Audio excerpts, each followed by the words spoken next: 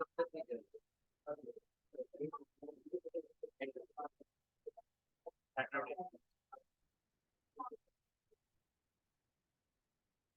Start करें। Discussion वही करेंगे जिनको बाहर जाना हो, क्लास से बाहर कर दें।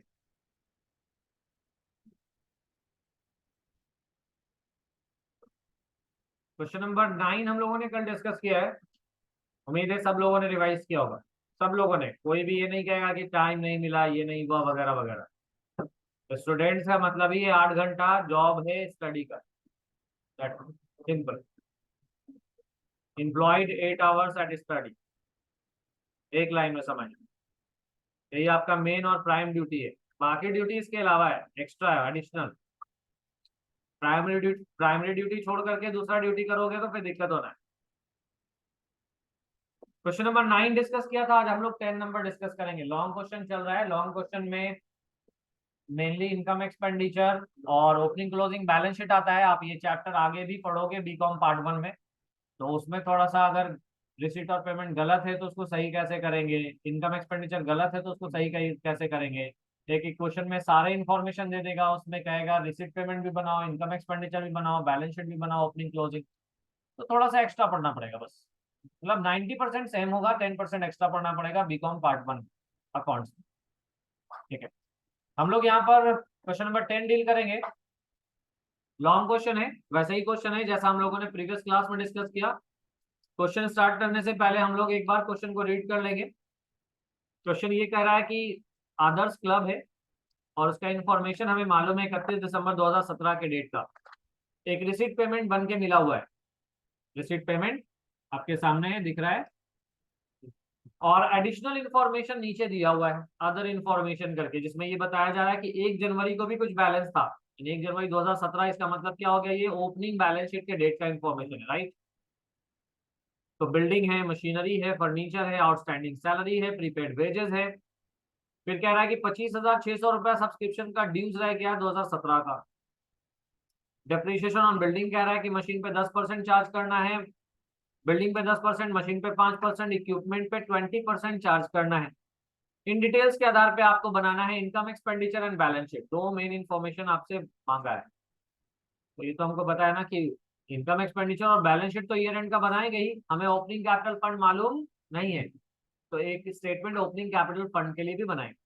तो ये, तो सबसे पहला काम आप लोग ये करेंगे, फॉर्मेट ड्रॉ कर लीजिए। फॉर्मेट ड्रॉ कर लीजिए। लिखिए income and expenditure account for the year ending, date देना होगा 31 दिसंबर 2017, और बैलेंस शीट एज ऑन 31 दिसंबर 2017। और एक वर्किंग नोट में आ जाओगे, यहाँ पे लिखोगे नोट नंबर 1 और लिखोगे बैलेंस शीट एज ऑन 1/1/2017 कर लो, या 31/12/2016, एक ही बात। ठीक है, पहला काम फॉर्मेट ड्रॉ कर लीजिए सब लोग।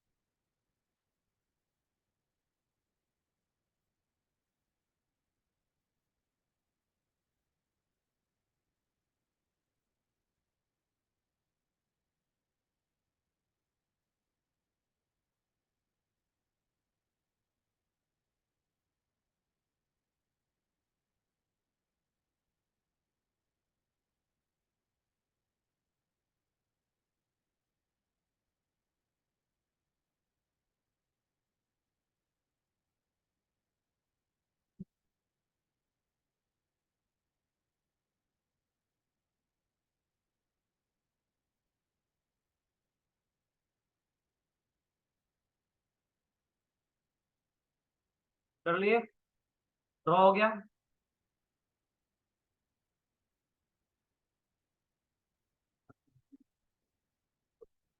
तो हम लोग ऑलरेडी जानते हैं कि अगर लॉन्ग क्वेश्चन है तो स्टार्टिंग कहां से होगा, एडजस्टमेंट से। आपके पास क्वेश्चन है, उसमें एडजस्टमेंट नंबर फर्स्ट जब आप लोग रीड करेंगे तो पता ये चलेगा कि वो ओपनिंग बैलेंस शीट में जाने वाला इंफॉर्मेशन है सबसे पहले। सही है। तो 1 जनवरी 2017 यानी ओपनिंग बैलेंस शीट में आ जाओ और वहां लिख लो बिल्डिंग। बिल्डिंग कितना दिया हुआ है? 1 लाख। लिख लो बिल्डिंग 1 लाख। बिल्डिंग के बाद दिया हुआ है मशीनरी। कितना दिया हुआ है? मशीनरी दिया हुआ है 50,000। फिर फर्नीचर दिया हुआ है। कितना अमाउंट? फर्नीचर के बाद क्या दिया हुआ है? आउटस्टैंडिंग सैलरी, ये लाइबिलिटी होगा ना। कितना अमाउंट है? 10,000। उसके अलावा दिया हुआ प्रीपेड वेजेस, ये एसेट साइड लिख लेंगे। कितना अमाउंट दिया हुआ है? प्रीपेड वेजेस दिया हुआ है 2,000 रुपीज। आउटस्टैंडिंग सब्सक्रिप्शन 2017 का ड्यू है, 2016 का नहीं है। कब का है? 2017 का। तो ये 2017 के बैलेंस शीट में लिखोगे आउटस्टैंडिंग सब्सक्रिप्शन। कितना अमाउंट? 25,600। पहले इतना अमाउंट लिख लो।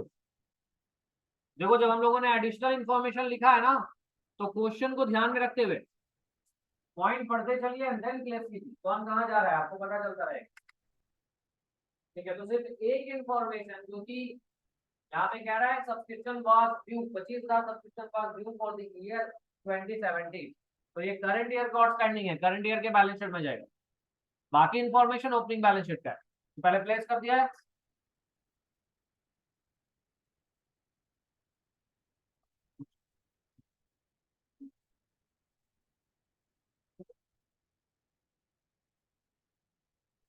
अभी जो प्लेसमेंट हम लोगों ने किया ना, सिर्फ एक प्लेसमेंट हुआ है, सिंगल प्लेसमेंट। अभी और भी होना है।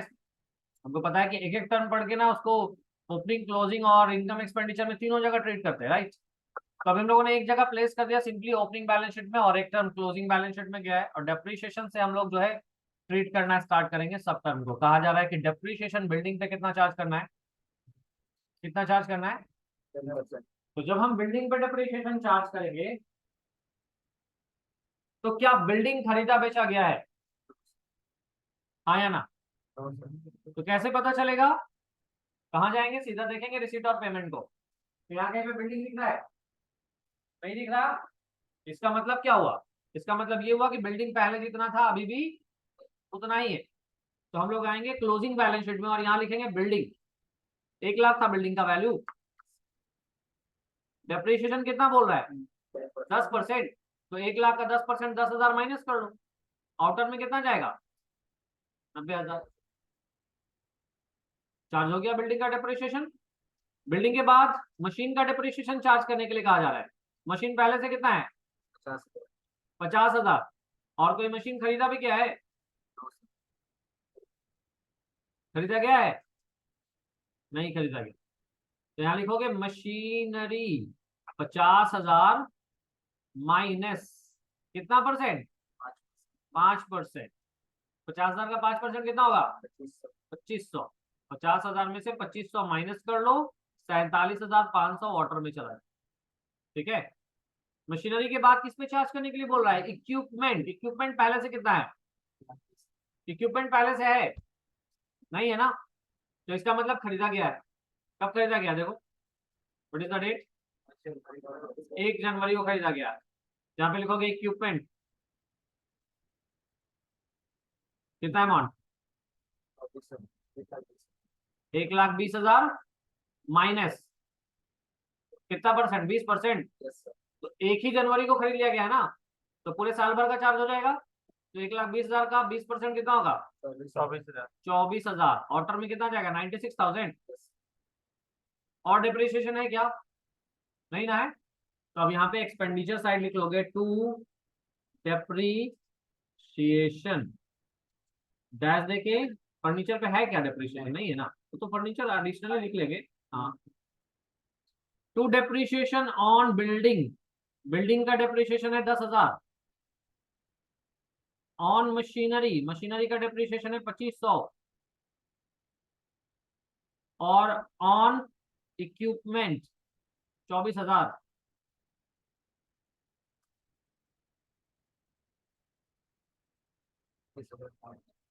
सही है। डेप्रीशिएशन चार्ज हो गया सारा।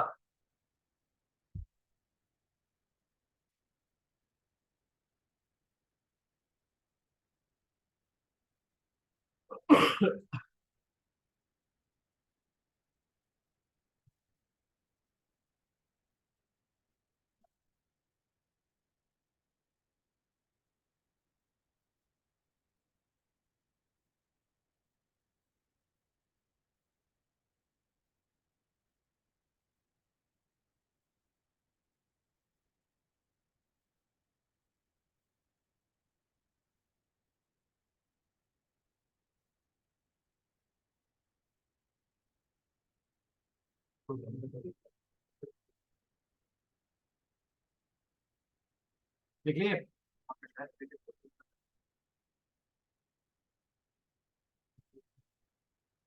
यहां तक हो गया ट्रीटमेंट, आगे बढ़े। तो देखो एसेट्स में बिल्डिंग का ट्रीटमेंट, मशीनरी का ट्रीटमेंट, फर्नीचर का ट्रीटमेंट सब जगह हो गया। फर्नीचर नहीं हुआ ना, फर्नीचर ओपनिंग में भी है क्लोजिंग में भी है, तो अभी ओपनिंग में सिर्फ लिखा है। क्लोजिंग में को जब हम कंप्लीट करेंगे ना एंड में, तो वहां पे उसको डील कर लेंगे। अभी फिलहाल एक ही जगह गया फर्नीचर, कहाँ, opening balance sheet.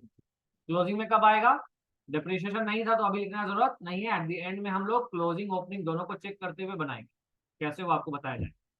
Depreciation charge हो गया, ये वाला एडजस्टमेंट डील हो गया।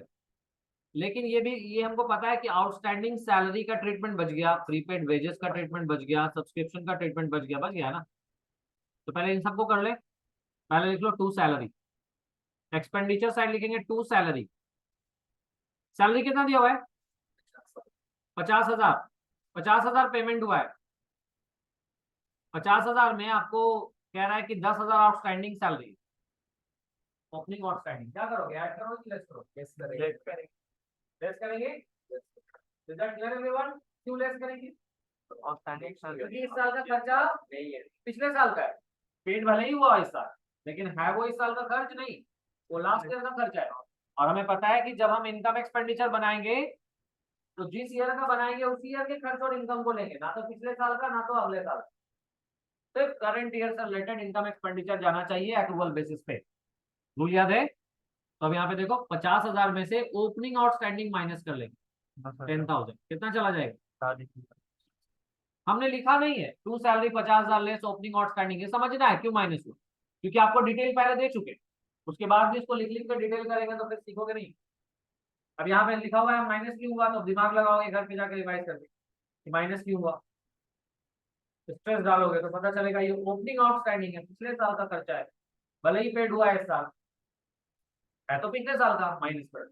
आगे चले, सैलरीज के बाद प्रीपेड वेजेस दिया हुआ है ना, ओपनिंग प्रीपेड वेजेस पहले से कितना है, 6,000 है। टू वेजेस 6,000, ओपनिंग प्रीपेड क्या करोगे, ओपनिंग प्रीपेड यानी पिछले साल में प्रीपेड वेजेस है 2,000, क्या करोगे, प्लस की माइनस? प्लस करेंगे, क्यों, क्योंकि लास्ट ईयर प्रीपेड था ना, तो लास्ट ईयर की प्रीपेड होने का मतलब क्या, वो इस साल का खर्चा है। तो इस साल का खर्चा है, पेड कब हुआ इससे कोई मतलब नहीं है, करंट ईयर का है ना। तो कितना लेंगे, 6,000 प्लस 2,000, कितना अमाउंट हो गया, 8,000। ये ऐड और लेस क्यों हुआ पता चल गया सबको, एवरीवन। ओपनिंग आउटस्टैंडिंग माइनस इसलिए हुआ क्योंकि वो पिछले साल का खर्च, भले ही इस साल पेड हुआ है लेकिन है तो पिछले साल का खर्चा, इससे माइनस। ओपनिंग प्रीपेड इसलिए ऐड हुआ क्योंकि पेड भले ही पिछले साल हुआ है तो वो इस साल का खर्चा, इसलिए ऐड हुआ। क्लियर? आगे चलेंगे। अब दिया हुआ यहाँ पे सब्सक्रिप्शन, तो सब्सक्रिप्शन तो इनकम साइड जाएगा, लिखेंगे बाई सब्सक्रिप्शन। करंट ईयर में 2017 में 1,25,000 रिसीव हुआ है, और कह रहा है 25,600 करंट ईयर का बाकी है, राइट। तो जोड़ देंगे कि प्लस करेंगे माइनस करेंगे, प्लस करेंगे ना।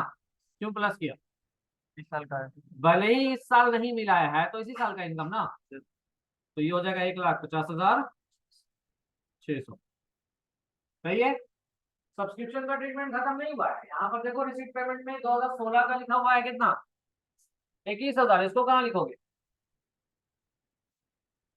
कहाँ लिखोगे, ओपनिंग बैलेंस शीट में। एग्जैक्टली, ओपनिंग बैलेंस शीट में एसेट साइड जाइए और लिखिए आउटस्टैंडिंग सब्सक्रिप्शन, कितना अमाउंट, 21,000। क्लियर है? अब उसके बाद क्यों गया, 2016 का बाकी है, भले ही इस साल मिला है तो 2016 का बाकी ना। तो पिछले साल के बैलेंस शीट के जब बनाओगे तो वहां पे आउटस्टैंडिंग अमाउंट लिखोगे कि नहीं लिखोगे, तो आउटस्टैंडिंग सब्सक्रिप्शन है क्या, एसेट है कि लायबिलिटी है, एसेट साइड चला गया ओपनिंग बैलेंस शीट। रिसीट और पेमेंट में करंट ईयर का सारा अमाउंट जो रिसीव हुआ है वो जाता है, ज्यादा पेमेंट जाता है, राइट।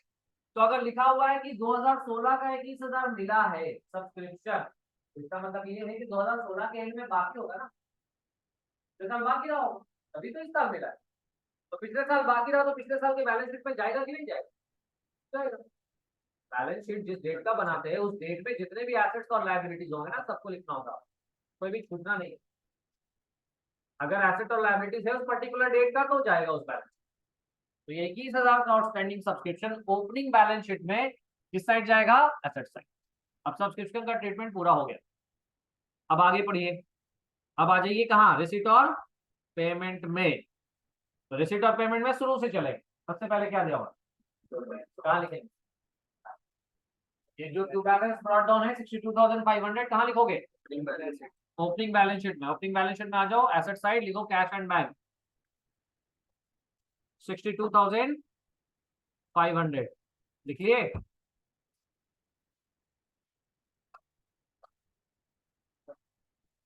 हो गया? अच्छा अब देखो सब्सक्रिप्शन का उसके जस्ट नीचे दिया हुआ है सब्सक्रिप्शन ट्रीट हो चुका है, उसके जस्ट नीचे दो टर्म है, क्या क्या दिया हुआ है? डोनेशन। और उसके नीचे क्या दिया हुआ है? What is the rule? Donation के बारे में रूल क्या है, एडमिशन फीस के बारे में रूल क्या है?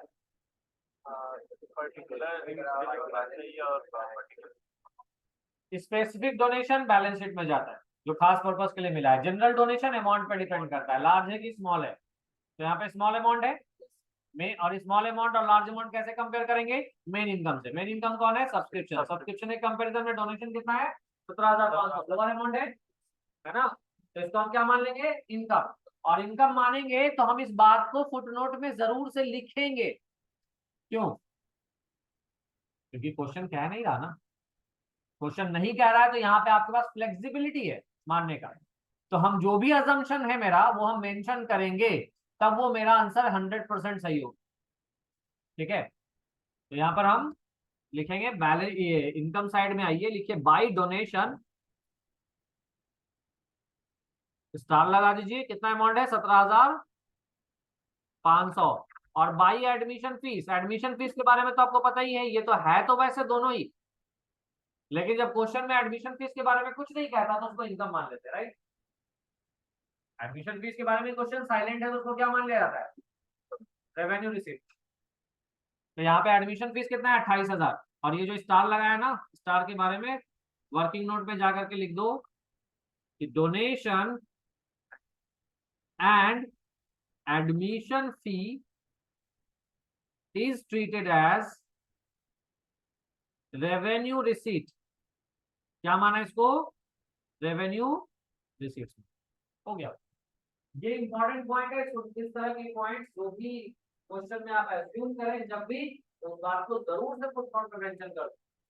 फुटनोट में मेंशन नहीं रहेगा, कटेगा नहीं, लेकिन मार्क्स तब भी कट जाएगा क्योंकि इनकम्प्लीट माना जाएगा। जरूरी थोड़ा ना कि आपने जो अजम्पशन किया चेक करने वाले के माइंड में भी वही अजम्पशन।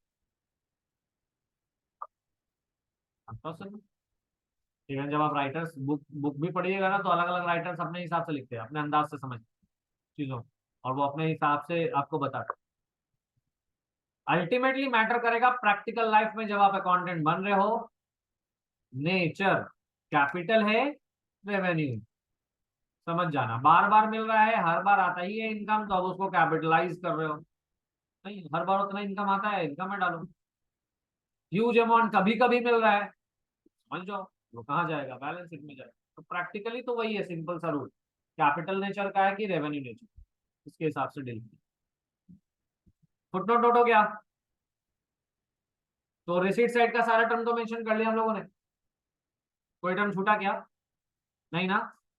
अब आ जाओ एक्सपेंडिचर साइड, क्या दिया हुआ है? सैलरीज हो गया ट्रीट, वेजेस ट्रीट हो गया है, रेंट कहाँ लेंगे? एक्सपेंडिचर में टू रेंट कितना अमाउंट है? 12,000। रेंट के बाद क्या दिया हुआ है? टेलीफोन एक्सपेंस खर्च में ले लेंगे, टू टेलीफोन एक्सपेंस कितना अमाउंट है? 9,400। इक्विपमेंट हो गया है। Office expense 22,000। To office expense 22,000। To honorarium ये भी खर्चा है।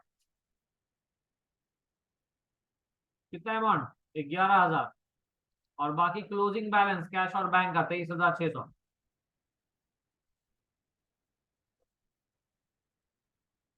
हो गया placement.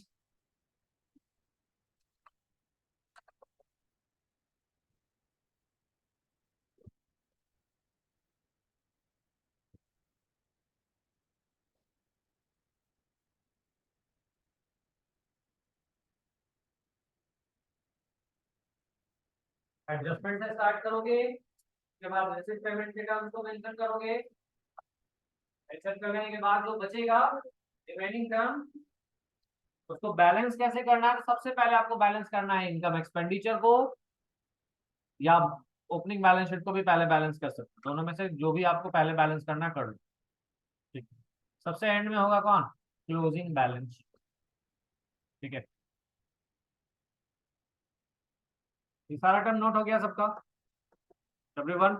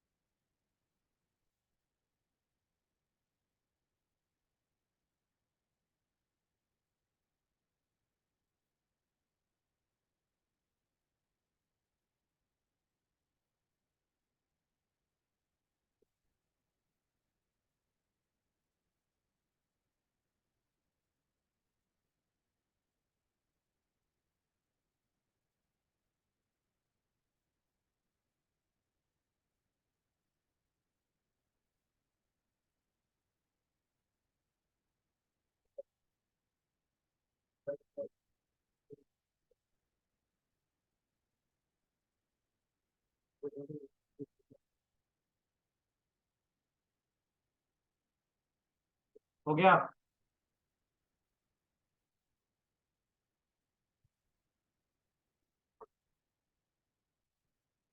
Income expenditure opening capital में, ओपनिंग बैलेंस शीट में कोई भी एक पहले बैलेंस कर सकते हो, कोई इशू नहीं।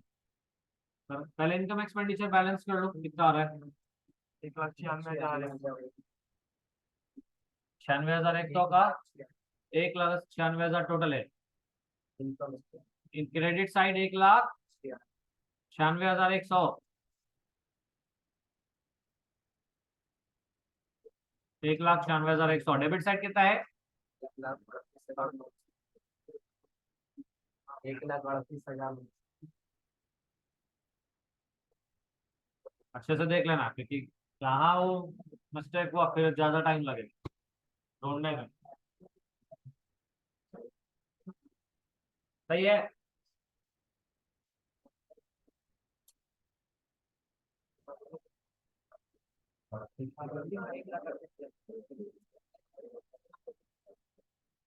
एक लाख 38,900 आ रहा है। 11 में से 9 गया 2, 15 में से 8 गया 7, 8 में से 3 गया 5, 57,200 का सरप्लस आ रहा है। टू सरप्लस ब्रैकेट में बैलेंसिंग फिगर कितना अमाउंट? 57,200। दोनों साइड टोटल लिख लोगे 1,96,100।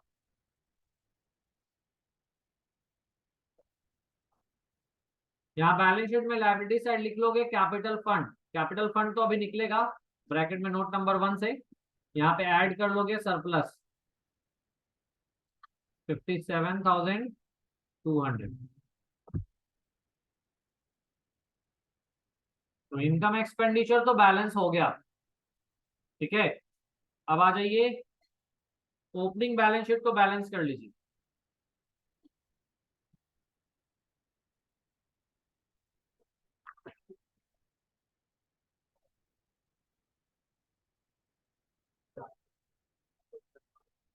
ठीक है,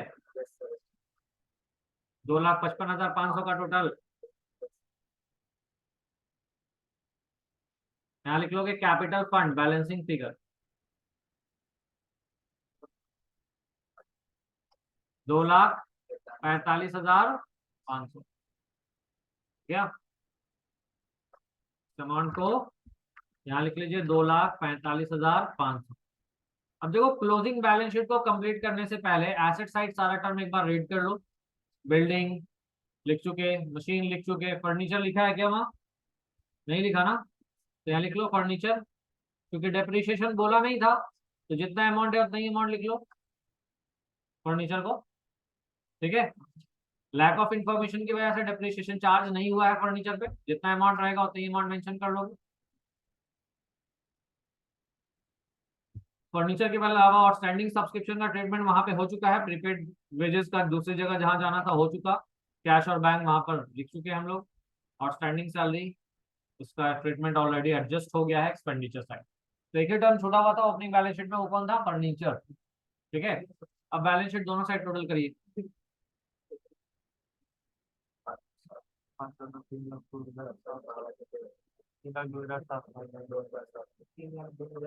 दोनों साइड आ रहा है क्या?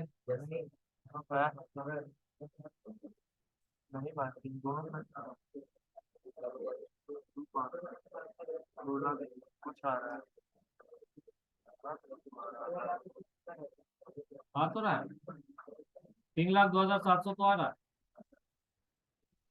दोनों साइड टोटल 3,02,700। इनकम एक्सपेंडिचर हो गया सबका। क्लोजिंग से पहले ओपनिंग बैलेंस शीट कंप्लीट करोगे और वहां से निकलेगा ओपनिंग कैपिटल फंड, और उसको जब प्लेस करेंगे तो सरप्लस ऐड करके देन ऑर्डर में दिखाना है, दोनों साइड इक्वल कर देना। अब देखो कई बार ऐसा होगा ना, जैसे फर्नीचर का अमाउंट मान लो भूल जाते, नहीं लिखते, तो डिफरेंस आता कितना था? 20,000 का डिफरेंस आता। अब परेशान रहते 20,000 कहाँ से आ गया, तो फिर कहाँ चेक करना है? जैसे ही बैलेंस शीट के टोटल में अगर डिफरेंस आ रहा है तो सबसे पहला स्टेप ये होगा कि ओपनिंग बैलेंस शीट चेक कर लो। ठीक है, कोई ऐसा अमाउंट तो नहीं है जो छूट गया है, वहीं से पता चल जाएगा। तो आप एसेट साइड जैसे ही वेरीफाई करते तो पता चल जाता, जब फर्नीचर पहले से है, बिका भी नहीं है, खरीदा भी नहीं है, डेप्रिसिएशन भी चार्ज नहीं करना। क्वेश्चन कह नहीं रहा साइलेंट है तो मान लेंगे डेप्रिसिएशन जितना है, डेप्रिसिएशन चार्ज नहीं करेंगे, जितना है उतना ही शो कर। ठीक है, और चाहो तो इस बात को ही मेंशन कर दो कि depreciation on furniture is ignored, why? Due to lack of information. ये बात भी मेंशन कर, फर्नीचर पे डेप्रिसिएशन चार्ज नहीं किया गया क्योंकि इंफॉर्मेशन दिया हुआ।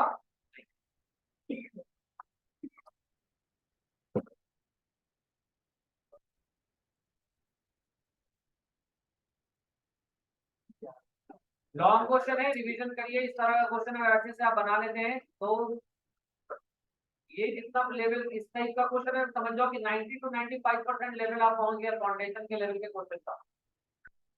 5% और फाउंडेशन लेवल का क्वेश्चन भी बना,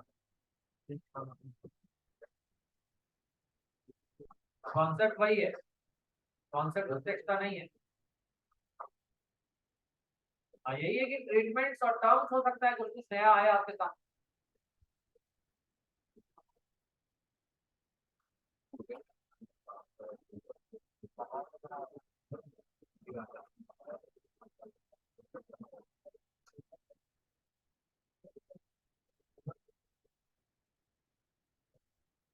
चैप्टर खत्म होगा 10 डेज के बाद टेस्ट हो जाएगा इसका, you will have 10 days in hand.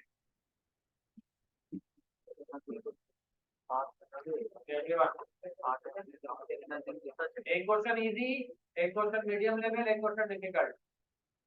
Time time 1.5 घंटा 2 घंटा डिपेंड करेगा तो कैसा है। 1.5 our maximum.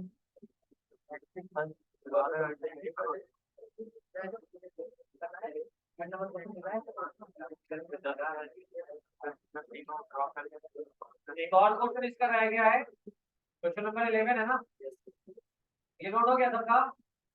Opening balance note करना है।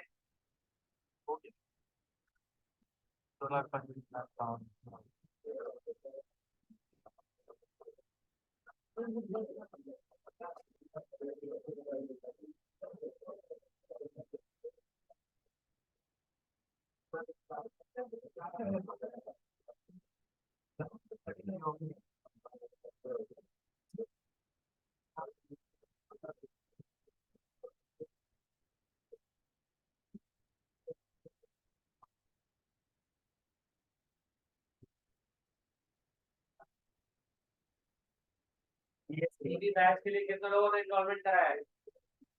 बिहार बोर्ड के लिए इन्वॉल्वमेंट कराने वाले, मतलब बिहार बोर्ड में जिसको डाला गया है कितने लोग हैं? हाँ, आप लोगों का टाइमिंग चेंज होगा।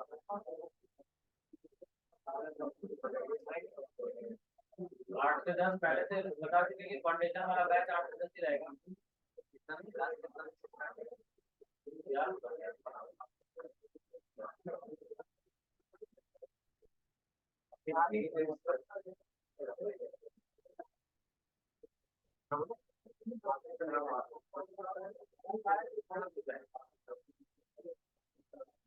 लोगों का बैच का टाइमिंग बैच के लिए 7 बजे अब तो 8:15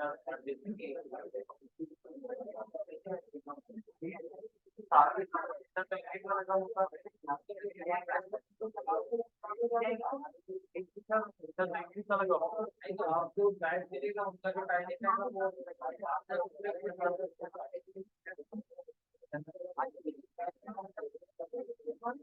सर करना डाउन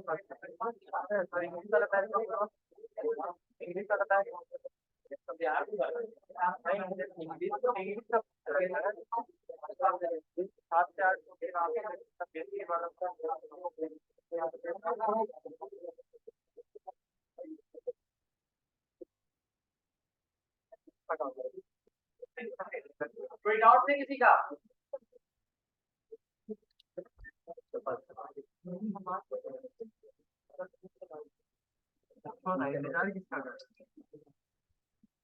बिजनेस स्टडीज का चैप्टर 1 स्टार्ट होगा मंडे से, और 12th का बिजनेस स्टडीज इंटरेस्टिंग है। यस, देखें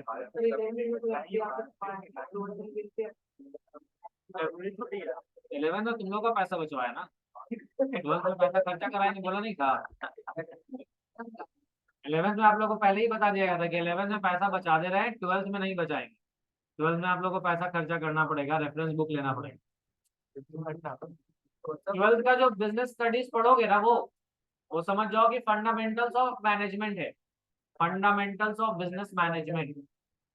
यानी अगर MBA BBA करने जाओगे तो फिर से वो उतना पोर्शन पढ़ोगे ही। तो एक पेपर आपका फंडामेंटल्स ऑफ मैनेजमेंट करके वो चीजें आपको फिर से पढ़ाई जाएगी, और कुछ टॉपिक का डिटेल पढ़ोगे ना, बस यही होना है।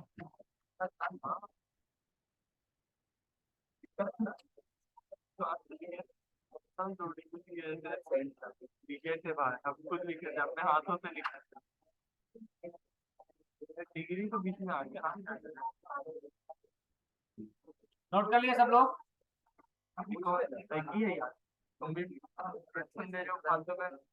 कोई डाउट है? बात जल्दी कैसे खत्म?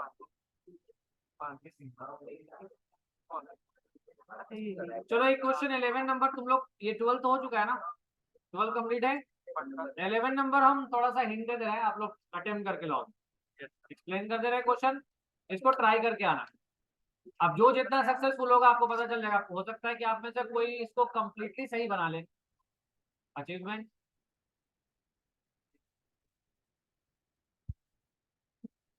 क्वेश्चन नंबर 11 प्रीवियस क्वेश्चन से डिफरेंट है।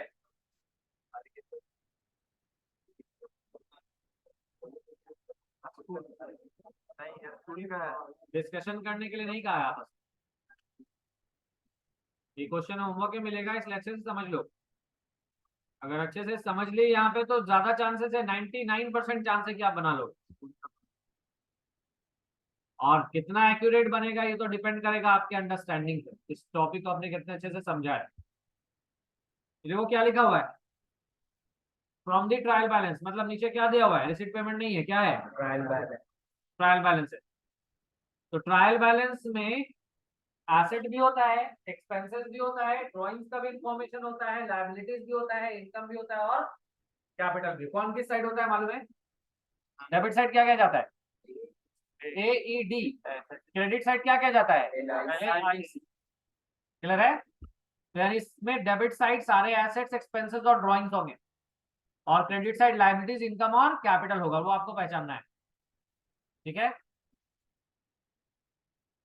बिल्डिंग मालूम है क्या है? फर्नीचर मालूम है क्या है? Library book, investment, salaries, stationery, general expense, खुद ही कह रहा है स्पोर्ट्स एक्सपेंस। ठीक है, स्पोर्ट्स एक्सपेंस वगैरह हो ना तो फंड एक बार जरूर से देख लेना, हो सकता है फंड दिया हो। Cash at bank, cash in hand मालूम है प्लेसमेंट सबका। इधर देख लो क्या है इनकम में, क्रेडिट साइड में एडमिशन फीस क्या है? एडमिशन फीस क्या है? Tuition fees, income. Creditor for supplies, liabilities. Rent for the school hall, income. Miscellaneous receipt, income. Government grant, government grant. एक स्कूल है ना ये, देखो गवर्नमेंट ग्रांट दो तरह का होता है, एक होता है स्पेसिफिक और एक होता है जनरल। अगर नीचे में क्वेश्चन कुछ नहीं बोला है ना तो नॉर्मली वो जनरल ही होगा, स्पेसिफिक में तो मेंशन करेगा ना ग्रांट किस लिए मिला है। क्लियर है? तो इसको जनरल ग्रांट ट्रीट करके फुट नोट जरूर दे देना इनकम में ले लेना। ठीक है, गवर्नमेंट ग्रांट अगर नीचे नहीं है कोई पॉइंट तो वो हम लोग आगे पढ़ेंगे। जनरल फंड कहाँ जाएगा? कैपिटल फंड को जनरल फंड बोला जा रहा है यहाँ। Capital fund is sometime known as general fund. कहाँ जाएगा? बैलेंस शीट में किस साइड? यहाँ पे ओपनिंग क्लोजिंग कुछ नहीं, ये तो ट्रायल बैलेंस दिया हुआ है ना, तो फिर यहाँ पे opening capital fund, closing capital fund का कोई कॉन्सेप्ट नहीं है। यहाँ तो जनरल फंड आपको मालूम ही है। हम क्यों बनाते हैं ओपनिंग बैलेंस शीट क्यों बनाते हैं? जब कैपिटल फंड मालूम नहीं होता, या तो मालूम है। क्लियर है? डोनेशन फॉर लाइब्रेरी बुक्स क्या है ये? क्या है ये? कैपिटल रिसीट है। लाइबिलिटीज डायरेक्टली नहीं बोलना है कैपिटल रिसीट है, जाएगा किस साइड? लाइबिलिटीज। ठीक है, आप कहोगे कि वही तो बात हुआ सर, ठीक है बात तो वही हुआ, लेकिन जब बीच में आप एक लाइन स्किप कर देते हैं ना तो आपका कॉन्सेप्ट अधूरा रहेगा। कैपिटल रिसीट है इसलिए जा रहा है लाइबिलिटी साइड। अब कोई पूछ देता है लाइबिलिटी साइड क्यों गया, इसका जवाब क्या होगा? कैपिटल रिसीट है इसलिए। सेल ऑफ ओल्ड फर्नीचर कहाँ जाएगा? इनकम। फर्नीचर को बेचने से बेचेंगे तो इनकम होगा, वो पूरा संपत्ति बेच के बोलोगे इतना इनकम कमाया। लॉस और प्रॉफिट अगर है ना तो वो जाएगा, लेकिन एसेट्स का सेल नहीं जाता।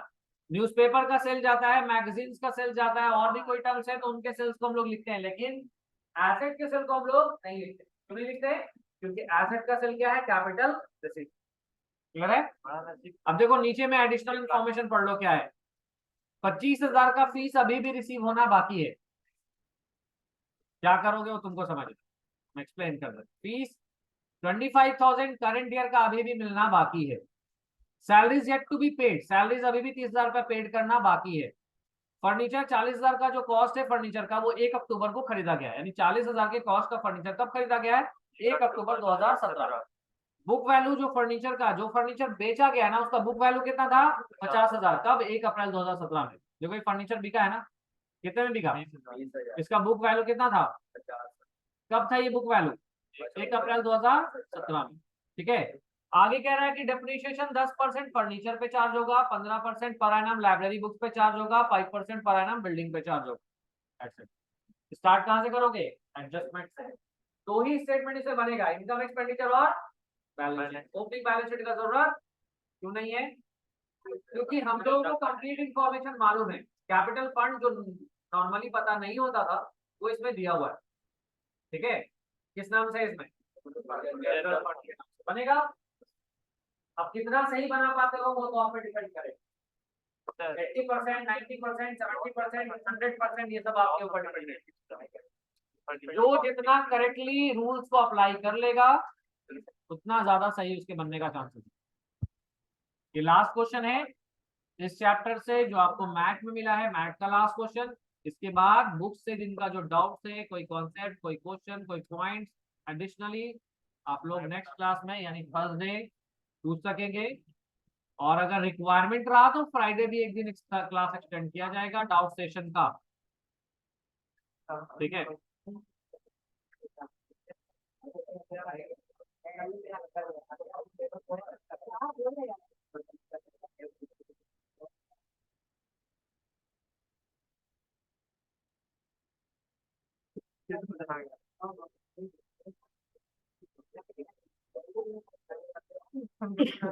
फाउंडेशन वाले जितने स्टूडेंट होंगे ना वो बुक से जरूर क्वेश्चन बनाओ और पूछो, छोड़ना नहीं है।